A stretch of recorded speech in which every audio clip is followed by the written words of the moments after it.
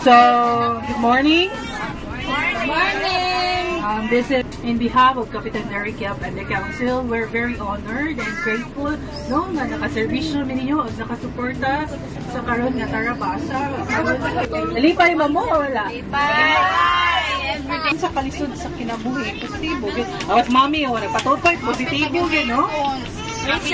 Next question para go! Kay ug maningkamot lang ka, di mo ka makuan, dili gidhad lang ang kahirapan nimo kung mag-discarte lang kasi imong kinabuhi.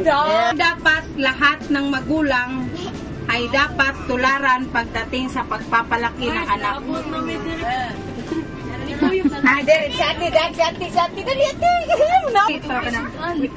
Especially sa Facebook, no?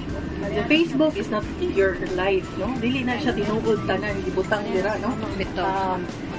You can act very nicely sa Facebook, but actually in personal, dili na siya tinuod. So, don't be influenced with social media, especially social media, o kanang neighbors nimo. Because, ano na jud ka makaibaw sa tao sa sulod sa ilang balay. No? At the four corners of their home.